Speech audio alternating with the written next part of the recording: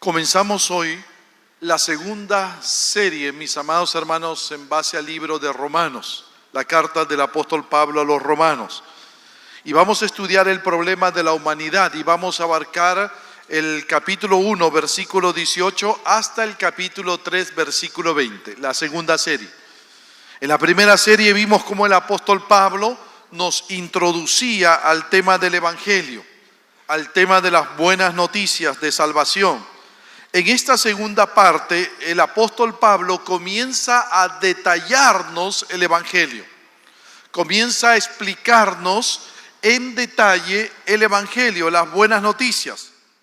Y van a notar, mis amados hermanos y amigos, van a notar que Pablo no comienza con el remedio, sino que comienza con la enfermedad. ¿Notan? Y es que nadie estará dispuesto a tomar el remedio si es que primero no le decimos la enfermedad que tiene. Así de sencillo. Nadie estará dispuesto a recibir la salvación si es que primero no le decimos a los hombres la condición en la que se encuentran. Note bien. Y eso es justamente lo que hace el apóstol Pablo. El apóstol Pablo comienza dándonos el diagnóstico en la que se encuentran los seres humanos. No comienza el apóstol Pablo con la salvación. Comienza con el problema. Nota mi hermano, nota mi amigo. De ahí el tema de hoy, el problema de la humanidad. 2 puntos, bajo la ira de Dios, bajo el juicio de Dios. Y vamos a ver el versículo 18 de Romanos capítulo 1. Hay 2 ideas equivocadas, permítanos comenzar con esto. Hay 2 ideas equivocadas que han circulado entre los hombres a través de la historia. La primera idea dice que si Dios es amor, entonces todos al final seremos salvos de toda condenación. Note mi hermano, si Dios es amor, entonces al final seremos salvos todos de toda condenación. Ahora, note mi hermano, pero si al final todo pecado es pasado por alto por un Dios de amor, entonces la pregunta que surge es: ¿para qué murió Cristo? ¿Nota? ¿Para qué murió Cristo? Sería inútil si al final todos van a ser salvos. La segunda idea equivocada que ha habido a través de la historia es que si Cristo murió para salvar a todos los pecadores, al final todos serán salvos, porque ese fue el propósito de Dios. Y nuevamente, entonces surge la pregunta: si al final todos van a ser salvos porque Cristo murió por todos, ¿para qué predicar el evangelio? ¿Por qué tenemos la obligación de predicar el evangelio? Ahora, note mi hermano, estas ideas le sirven a las personas, a los pecadores. Esto de que Dios por amor nos va a salvar a todos, le sirve a los pecadores para justificar su pecado, para justificar su mala conducta. Ellos dicen: bueno, si Dios es amor y salva a todos, no importa lo que seamos, no importa nuestra conducta, no importa si somos gays, si somos abortistas, si somos adúlteros, etcétera, porque al final Dios ama a todos y Dios nos va a salvar a todos. Pero eso es falso. Escúchame, mi hermano, mi amigo. Eso es falso. Ojo. Y tengo que compartirte lo que la palabra de Dios enseña. Sí, Dios ama a todos, pero enseña la Biblia que todos llegamos a ser hijos de Dios solo por el hecho de que Dios nos ama y que Cristo murió por todos nuestros pecados. No.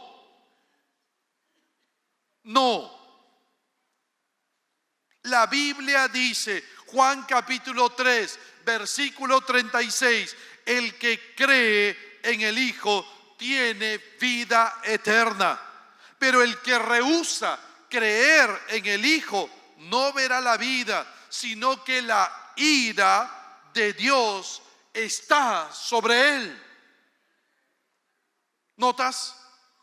La Biblia enseña claramente que hay personas que perecen, que hay personas que irán a condenación, que hay personas que van al infierno, pero también hay otros que no perecen, que no van al infierno, que van al cielo.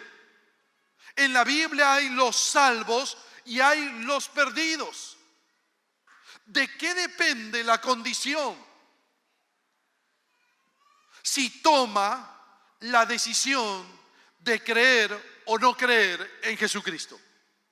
Si toma o no toma la decisión de poner su vida en manos de Jesús o no.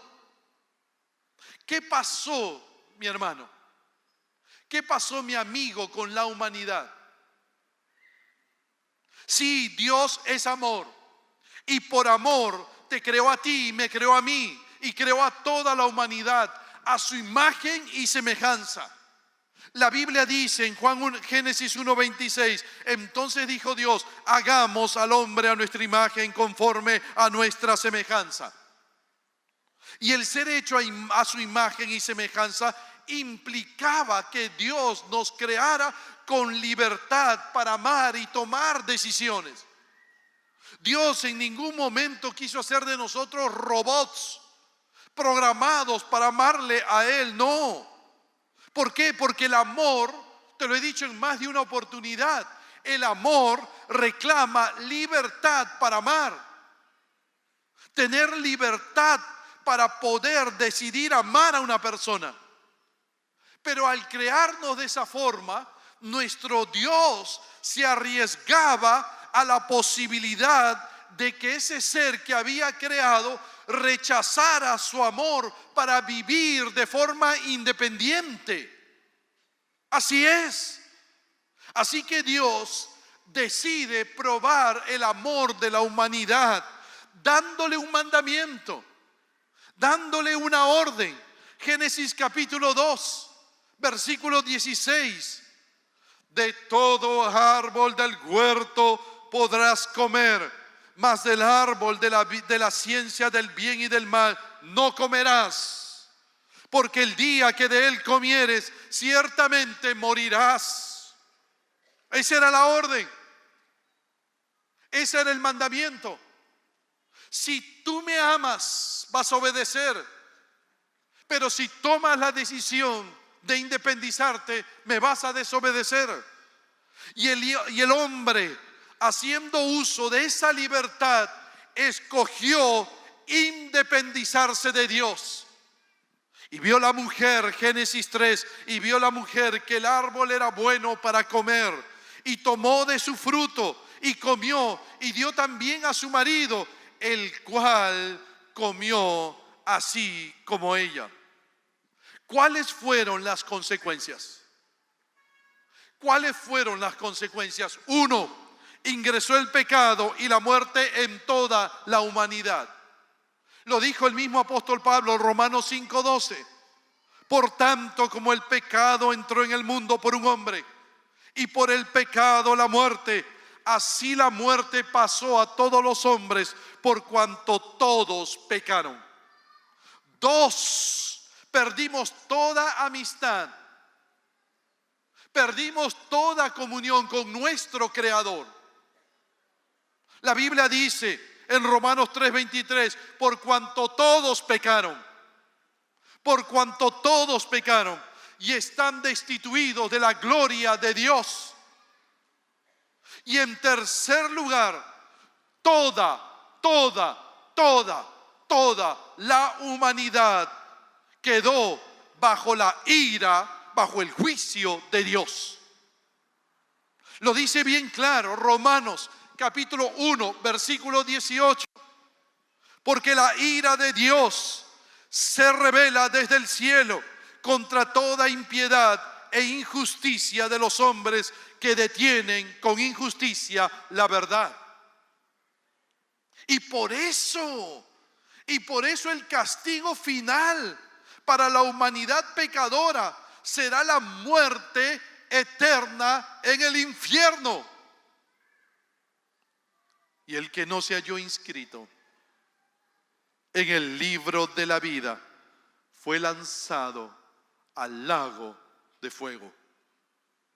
Apocalipsis capítulo 20, versículo 15. El mundo entero, mi hermano, mi amigo, el mundo entero quedó bajo la ira de Dios y por lo tanto va camino a la condenación eterna. Ojo, Dios se enoja contra el pecado y por ende debe castigar al pecador no arrepentido. Dios es Dios de amor, sí, pero Dios es un Dios de justicia. Y de eso nos va a hablar el apóstol Pablo hoy. Para el apóstol Pablo, el temor a la condenación eterna fue el primer motivo que planteó para acudir a Cristo. Eso es lo que hace el apóstol Pablo. No empieza el apóstol Pablo con las bendiciones de la salvación. No empieza con la salvación. El apóstol Pablo empieza el evangelio mostrándonos la condición en la que el hombre se encuentra bajo la ira de Dios. El hombre no sabrá, mi hermano, escúchame. Pablo lo sabe. Por eso empieza con la enfermedad, no con la solución. Pablo sabe que el hombre no sabrá apreciar el perdón y la gracia de Dios si primero no entiende que Dios está enojado por no haber obedecido el hombre su palabra. El hombre no sabrá apreciar el amor de Dios, la gracia de Dios, la misericordia de Dios, si no entiende su condición. Si no entiende que Dios está enojado con él. ¿Qué aprendemos hoy acerca de la ira de Dios en ese versículo 18? 6 cosas importantes. 1, en primer lugar, el concepto de la ira de Dios. El concepto de la ira de Dios. El apóstol Pablo comienza así en el versículo 18, en la primera parte, porque la ira de Dios. La palabra ira, mi hermano, mi amigo, viene de la palabra griega orge, que significa ira, enojo, disgusto, indignación, furia. Ira, enojo, disgusto, indignación, furia. En el sentido amplio de las Escrituras, la ira de Dios es el disgusto, es el enojo, es la indignación justa y santa de Dios contra el pecado y contra el pecador. Ese es la ira de Dios, es la indignación, es el disgusto de Dios, de un Dios santo, de un Dios justo contra el pecado, contra el pecador. Ahora es importante entender, mi hermano, mi amigo, que la ira de Dios no es una emoción incontrolable como la que tenemos los seres humanos, irracional, egoísta, no, sino que su ira es el resultado de su santidad, de su justicia, de su amor. Por causa de su naturaleza, Dios debe responder adversamente al pecado. Debe responder por causa de su naturaleza contrariamente al pecado. Dios es santo. Lo dijo el profeta: santo, santo, santo, Jehová de los ejércitos. Isaías capítulo 6. Por lo tanto, el mal le repugna a Dios. Joven, por eso el mal le repugna a Dios.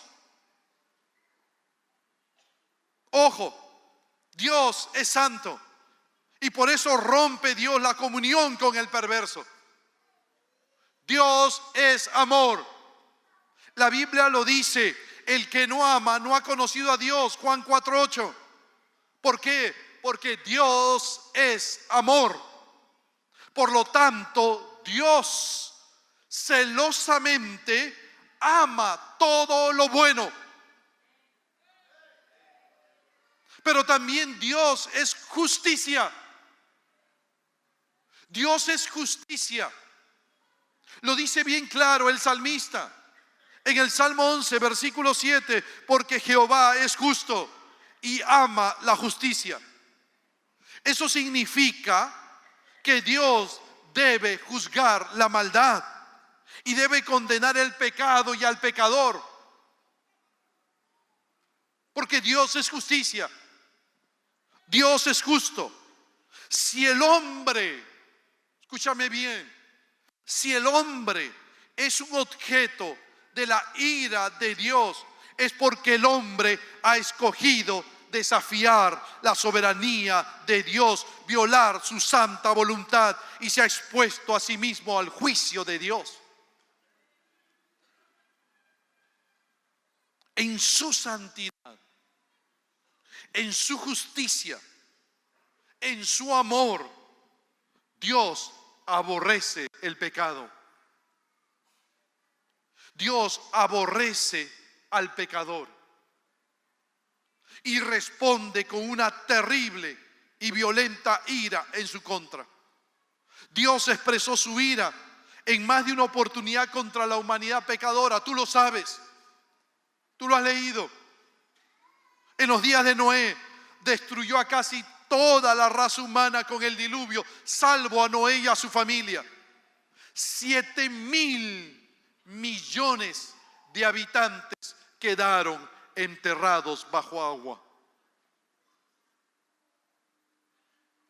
Varias generaciones después, Dios confundió las lenguas de los hombres, porque los hombres trataron de construir una torre idólatra. Ojo, que llegara hasta el cielo. Y Dios confundió las lenguas y los dispersó a todos. En el tiempo de Abraham, Dios mostró su ira, destruyendo Sodoma y Gomorra. Y luego en tiempos de Moisés, Dios mostró su ira, destruyendo a Faraón y todo su ejército en el mar. La ira de Dios también está en el Nuevo Testamento. El apóstol Juan dice en Juan 3:36, el que rehúsa creer en el Hijo no verá la vida, sino que la ira de Dios está sobre él. Pablo le dijo a los efesios, nadie os engaña con palabras vanas. Efesios 5:6, nadie os engañe con palabras vanas. ¿Por qué? Porque por estas cosas viene la ira de Dios sobre los hijos de desobediencia. Pablo le advirtió a los colosenses que debido a fornicación, impureza, pasiones desordenadas, malos deseos, avaricia, la ira de Dios viene sobre los hijos de desobediencia. Las Escrituras nos enseñan acerca de la ira de Dios. Es necesario, mi hermano, mi amigo, es importante, joven, reconocer e identificar una enfermedad antes de que tenga algún sentido buscar una cura, buscar un remedio. Por eso las Escrituras publican la mala noticia antes que publicar la buena noticia. Por eso el Evangelio comienza con la mala noticia antes de dar la buena noticia. Hoy muchos rechazan la doctrina de la ira divina. Hoy pocos pastores predican de la ira divina.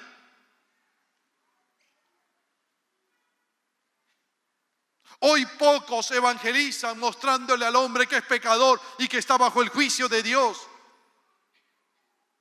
Sin embargo, hay suficientes referencias en las Escrituras al enojo, a la ira de Dios, para hacerlo un tema prominente.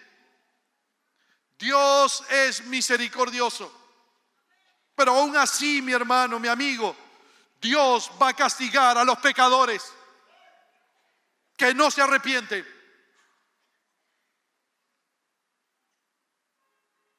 Grábatelo en tu mente. Dios es un Dios de misericordia, pero Dios un día va a castigar a los pecadores que no se arrepienten. Dos, lo segundo que aprendemos hoy, el carácter de la ira de Dios. El carácter de la ira de Dios. El apóstol Pablo dice, porque la ira de Dios. ¿Notan ese de Dios? El carácter de esta ira puede verse en el hecho de que proviene de Dios mismo. Es divina y por lo tanto es diferente a cualquier enojo humano. La ira de Dios no es como el enojo humano, mi hermano. El enojo humano está manchado y distorsionado por el pecado. La ira de Dios siempre es justa. Siempre es justa. Dios nunca sale de sus casillas, se sale de sus casillas, no. Sería necio, además no bíblico, tratar de medir la ira de Dios con estándares humanos. Compararlo con estándares humanos, no.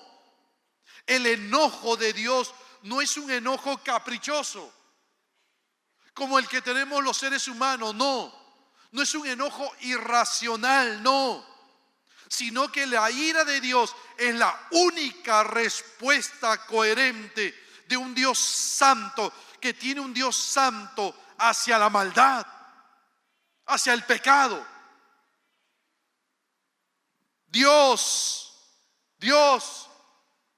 no podría ser santo, mi hermano, mi amigo. Dios no podría ser santo sin estar enojado contra la maldad. La santidad perfecta no puede tolerar la falta de santidad. No puede. No puede. El profeta Habacuc dijo de Dios, Habacuc 1:13, muy limpio eres de ojos para ver el mal, ni puedes ver el agravio. Como Pablo también declara, el amor no puede tolerar lo que es malo, no. Escúchame, mi hermano, mi amigo, el amor no puede tolerar lo que es malo, lo que no sea santo, por cuanto no se goza de la injusticia, dice el apóstol. Primera de Corintios 13:6. El amor no se goza en la injusticia. El amor no puede tolerar lo malo.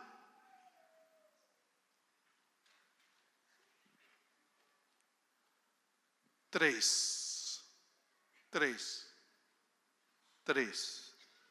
El tiempo de la ira de Dios. El tiempo de la ira de Dios. El apóstol Pablo dice, porque la ira de Dios se revela. La palabra revela viene de la palabra griega apocalypto, de donde viene la palabra apocalipsis, que significa revelar, descubrir, sacar a la luz, dar a conocer. Una mejor traducción sería constantemente, continuamente se revela. Lo que está diciendo el apóstol es que la ira de Dios ha sido revelada todo el tiempo a la humanidad caída. Lo hemos visto a lo largo de las Escrituras. Fue revelada por primera vez en el huerto del Edén, cuando Adán y Eva creyeron las palabras de la serpiente más que las palabras de Dios. De inmediato se pronunció la sentencia de muerte sobre ellos y todos sus descendientes. Aún la tierra quedó maldita. Ya hemos mencionado que la ira de Dios fue revelada en el diluvio, en la confusión de lenguas, en la Torre de Babel, con la destrucción de Sodoma y Gomorra, con el hundimiento del ejército de Faraón, a un nivel absolutamente superior. Escúchame, por favor. A un nivel absolutamente superior, la revelación suprema de la ira de Dios fue la que se derramó sobre su propio Hijo en la cruz del Calvario, cuando Jesús tomó sobre sí el pecado del mundo y soportó la fuerza de la ira, de la furia de Dios como castigo por llevar tu pecado y el mío.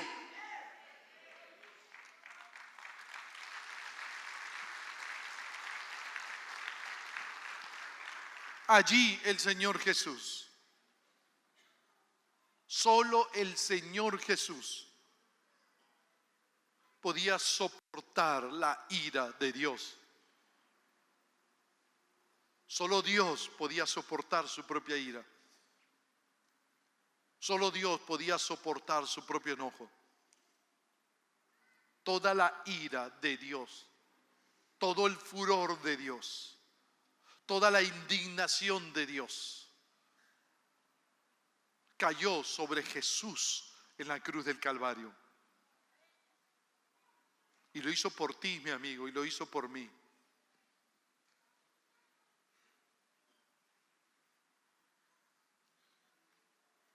¿Notas?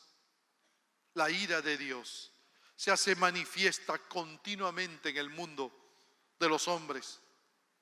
Quizás alguno se pregunta: pastor, ¿pero por qué tanta gente malvada prospera a pesar de hacer el mal con la más completa impunidad?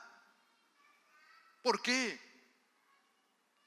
John MacArthur dice en su comentario: solo hay una respuesta: la ira de Dios tarda en derramarse.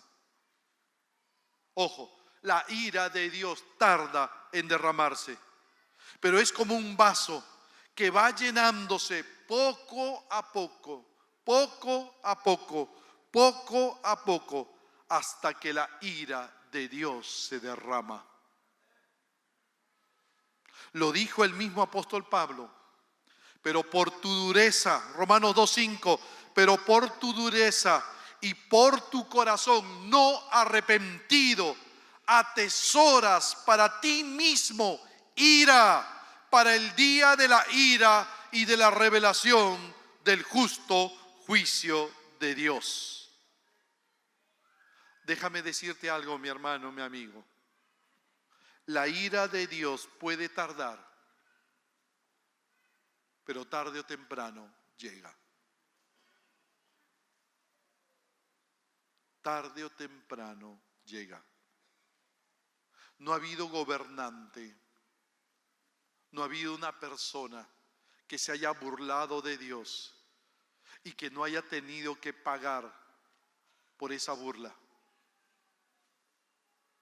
Nabucodonosor intentó burlarse de Dios y Dios lo quitó de su gobierno y lo humilló hasta que se arrepintió.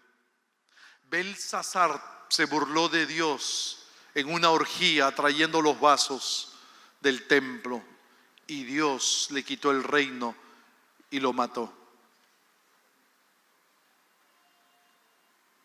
Saúl se burló de Dios y desobedeció a Dios y murió en el campo de batalla, humillado.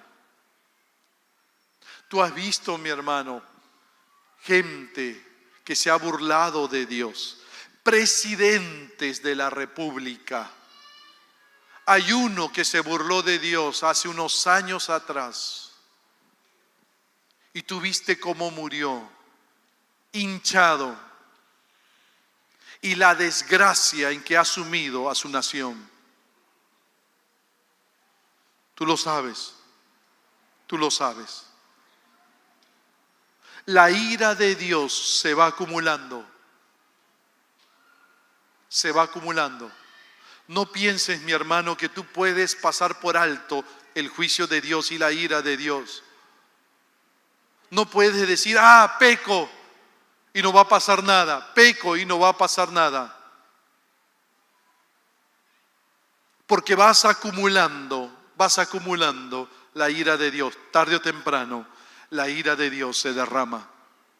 No puedes, no puedes, no puedes. 4. La fuente de la ira de Dios. El apóstol Pablo dice, porque la ira de Dios se revela desde el cielo. Versículo 18.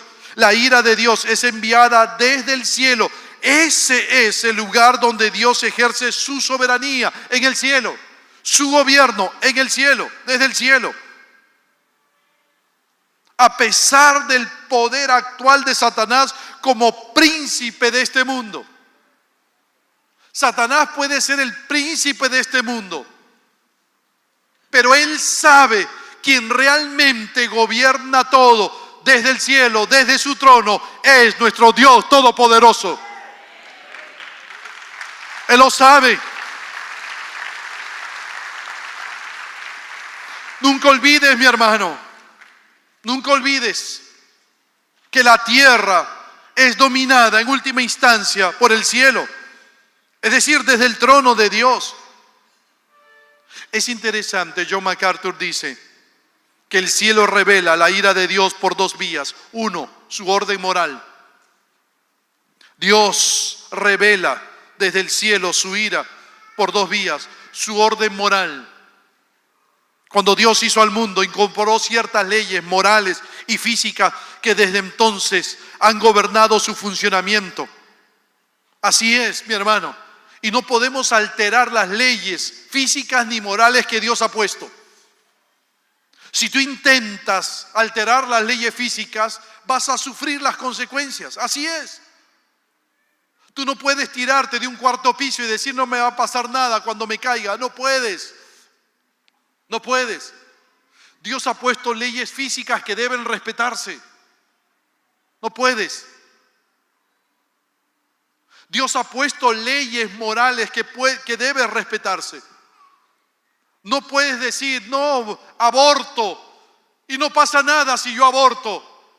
Yo soy dueño de mi cuerpo. No, no puedes decir eso. No puedes. Porque si haces algo en contra de las leyes morales de Dios, tarde o temprano tendrás que pagar las consecuencias. No puedes. Dios ha incorporado sobre este mundo leyes. Y que una persona cuando altera esas leyes físicas o morales, tiene que sufrir las consecuencias obligatoriamente. En este sentido, Dios no está interviniendo directamente, sino que está dejando operar la ley de causa y efecto moral. Él deja que sus leyes se ejecuten de acuerdo a nuestras decisiones. Como lo dijo el mismo apóstol Pablo, no os engañéis, no os engañéis, no os engañéis. Gálatas 6:7, no os engañéis. Dios no puede ser burlado, pues todo lo que el hombre sembrare, eso también segará. Mi hermano, no puedes burlarte de Dios. No puedes burlarte de Dios y pensar no va a pasar nada. No, tú alteras las leyes morales de Dios. Y tarde o temprano tendrás que pagar las consecuencias.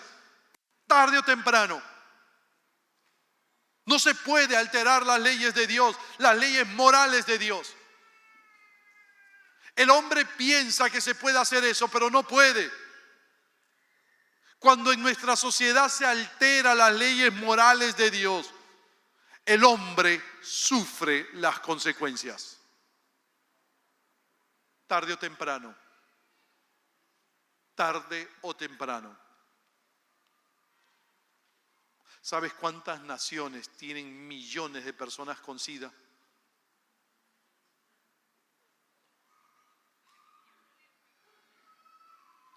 Tarde o temprano sufrirán las consecuencias. No te puedes burlar de Dios. Pero en segundo lugar, la intervención directa y personal de Dios, la ira de Dios se manifiesta en una intervención directa y personal de Dios. Dios no es una fuerza, escúchame mi hermano joven, mi amigo, Dios no es una fuerza cósmica, impersonal, que puso en marcha el universo y dejó el universo para que siguiera su propio curso. No. La ira de Dios se ejecuta de acuerdo a su voluntad. De acuerdo a la voluntad de Dios. Lo hemos visto a lo largo de toda la Escritura, en el diluvio, la Torre de Babel, Sodoma y Gomorra. Como dice David, Dios es juez justo. Dice el Salmo 7:11, Dios es juez justo y Dios está irado contra el impío todos los días, todos los días, todos los días. Bien sea que se provoque la ira por causa y efecto, o la ira personal de Dios, la cólera personal de Dios. La ira como tal tiene su origen en el cielo. 5. El alcance y la naturaleza de la ira de Dios. 5. El alcance y la naturaleza de la ira de Dios. La quinta cosa que aprendemos. El alcance y la naturaleza de la ira de Dios. El apóstol dice en el versículo 18, la ira de Dios es contra toda impiedad e injusticia de los hombres. ¿Notas? ¿Notas? La ira de Dios es contra el pecado y el pecador. ¿Notas? El alcance contra toda. En primer lugar, el alcance contra toda. Es decir, la ira de Dios es universal. ¿Por qué? Porque se descarga contra toda persona, contra toda sociedad que la merezca. Ninguna superabundancia de buena voluntad, de dádiva a los pobres, ayuda a los demás, ni siquiera de servicio a Dios podrá eximir a una persona de lo que Pablo muestra con la expresión toda. Como él lo dice más adelante en Romanos 3, 9, 23, a judíos y a gentiles, todos están bajo pecado, todos pecaron y están destituidos de la gloria de Dios. Todos. Obviamente, algunos están mejor que otros en el nivel moral. Pero nunca, aun cuando una persona esté mejor que otra en el nivel moral, nunca llegará al estándar, al carácter santo de Dios. Nunca. Es como si alguien se saca de nota en un curso 0,9 y el otro se saca 0,2. Y el que se sacó 0,9 va al que se sacó 0,2 y le dice, mira, yo he salido mejor que tú. No, los dos están jalados.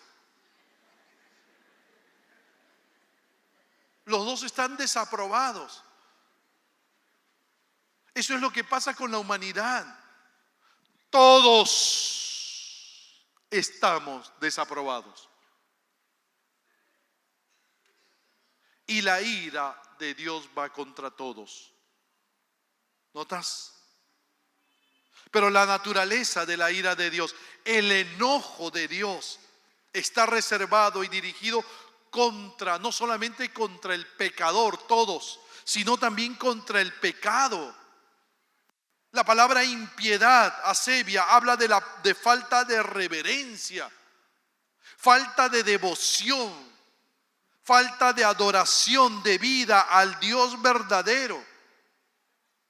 Y la palabra injusticia habla de falta de rectitud a tus semejantes. Lo que está diciendo el apóstol Pablo es que los hombres no actúan rectamente con los demás porque no están relacionados correctamente con Dios. Así es. Así es. Es inevitable, mi hermano, que la impiedad, falta de reverencia a Dios, conduzca a la injusticia, falta de rectitud a los hombres. Así es, puesto que la relación del hombre con Dios está equivocada, su relación con sus semejantes también lo está. Los hombres tratan a otros hombres como ellos tratan a Dios. Así es. Así es. Si tú, mi hermano, si tú, mi amigo, tratas a Dios con falta de reverencia, así vas a tratar a tu familia, a tus amigos. Así es. Muchos se preguntan y nos quedamos sorprendidos por qué en pleno siglo XXI todavía hay esclavitud, ¿no es cierto? ¿Has visto? ¿Por qué los hombres someten a otros hombres y los meten en unos containers y los dejan encerrados? ¿Por qué en pleno siglo XXI? ¿Por qué el hombre, he visto todos los noticieros estos días, por qué el hombre actúa como actúa frente a sus semejantes así? Porque así actúa el hombre frente a Dios. Porque así actúa el hombre frente a Dios.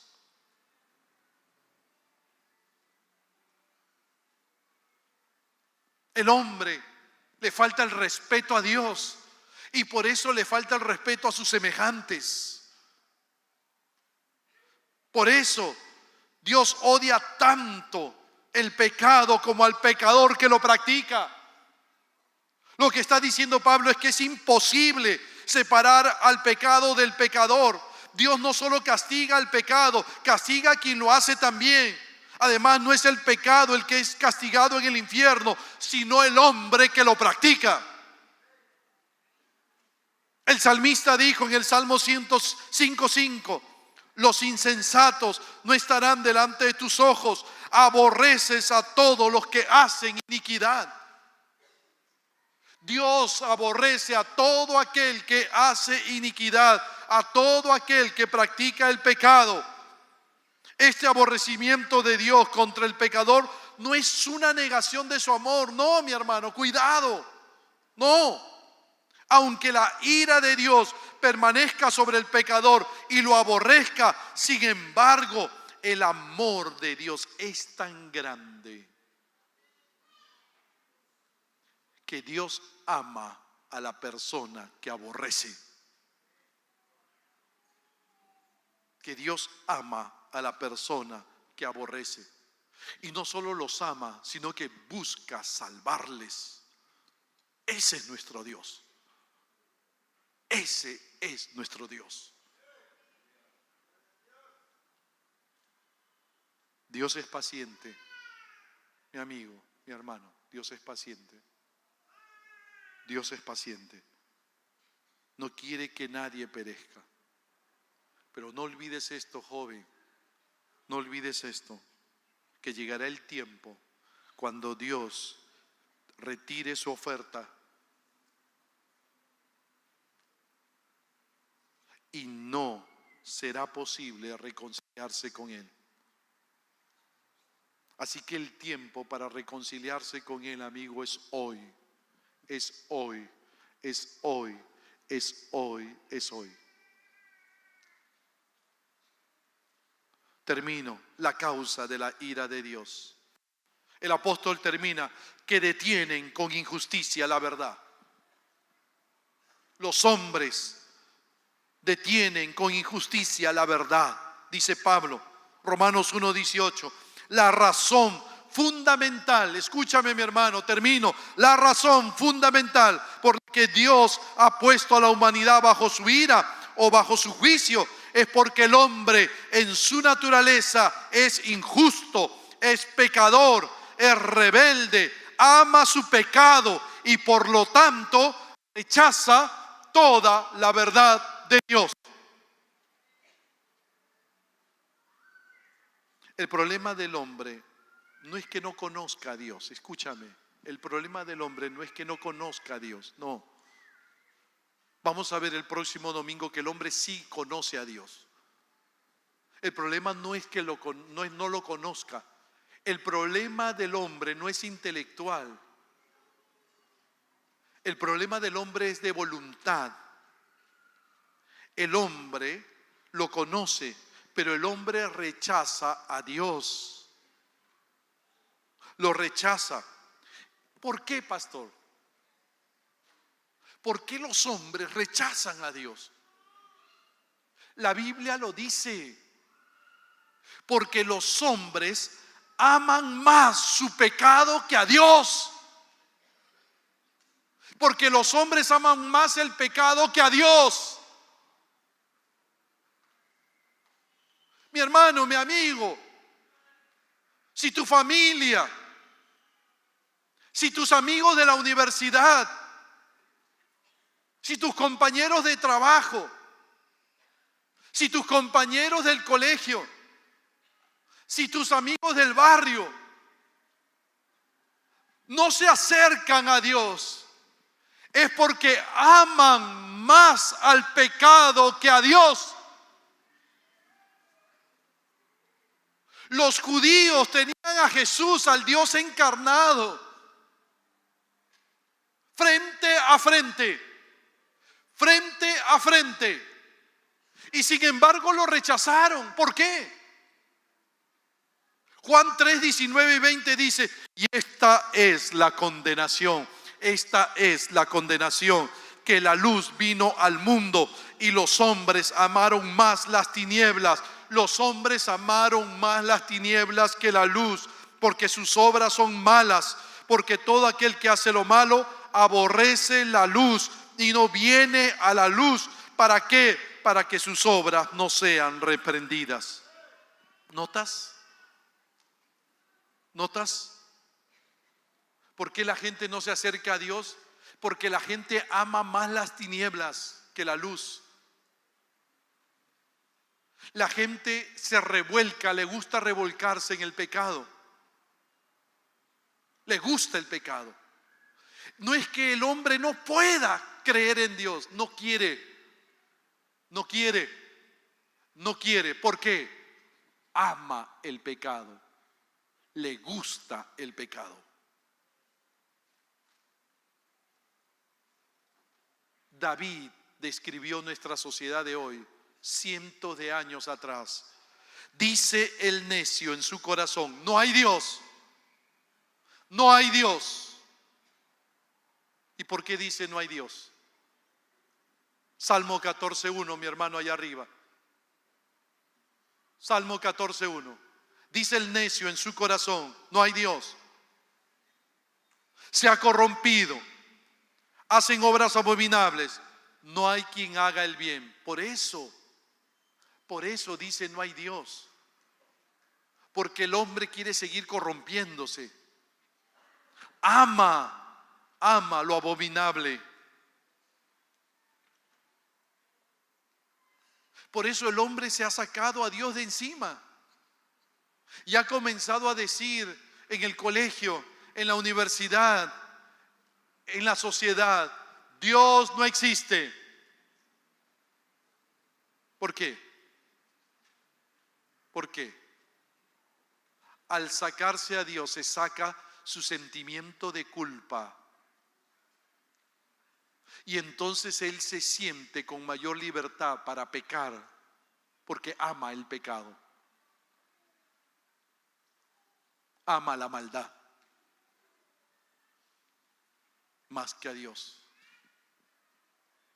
No ama a Dios. No quieren renunciar a su pecado. Por eso los hombres están bajo la ira de Dios. Por eso los hombres están bajo la ira de Dios, porque se rehúsan a reconocer la verdad de Dios. El Señor Jesús dijo: esta es la condenación, Juan 3:19, que los hombres amaron más las tinieblas que la luz. Esa es la razón. Esa es la razón. Por eso nos van a rechazar, mi hermano. Nos van a rechazar. Pero tenemos que ser fieles al Evangelio. Comencemos por la enfermedad. Hermano, comienza por la enfermedad. Comienza por la condición del hombre. Aunque se burle, aunque lo niegue, pero tienes que decirle la verdad. Estás bajo el juicio de Dios. No cambies el mensaje. Solo el hombre sabrá apreciar el perdón y la misericordia de Dios si es que entiende su condición. Amén. Mi amigo que nos visitas, yo quiero animarte a cambiar tu circunstancia. Yo la cambié hace más de 35 años atrás. Yo un día le dije a Jesús: Jesús, perdóname, perdóname, perdóname. Líbrame de tu ira, líbrame de condenación. Toma mi vida, Jesús. No lo entiendo todo, pero perdóname. Acepto lo que Jesús consiguió en la cruz del Calvario. Esa ira debió llegar a mi vida, pero fue a Jesús para que hoy yo pueda recibir la salvación. Pero la salvación no es automática, mi amigo. Tienes que recibirla. Tienes que recibirla. Y mientras no la recibas, estarás bajo la ira de Dios, bajo su juicio. No puedo engañarte, no puedo. Así que te animo hoy es día de salvación. Entrégale tu vida a Jesús. Arrepiente de tus pecados, reconoce tu necesidad de Dios y pídele a Dios humillado que te dé de su salvación. Vamos a orar y cerrar nuestros ojos. Cerremos nuestros ojos. Cerremos nuestros ojos. Allí donde estás, si hoy tú, mi amigo, mi amiga, tú que nos ves a través del internet, hoy Dios te ha hablado a tu corazón. Hoy reconoces tu necesidad de Dios. Hoy reconoces que eres pecador, que has ofendido a Dios y que necesitas reconciliarte con Él, necesitas de su perdón. Hoy estás dispuesto a recibir la salvación que Jesús logró en la cruz del Calvario. Hoy estás dispuesto a poner tu vida en las manos de Jesús. Ora conmigo esta oración y pídeselo a Dios. ¿Quieres orar conmigo, mi amigo, mi amiga? Ora esta oración, cierra tus ojos, ora conmigo y dile a Dios estas palabras. Señor Jesús, allí en tu corazón, si nunca lo has hecho, dile: Señor Jesús, te abro mi corazón. Ven a mi vida, Jesucristo. Perdona todos mis pecados. Reconozco mi necesidad de ti, Señor. Líbrame de la condenación eterna.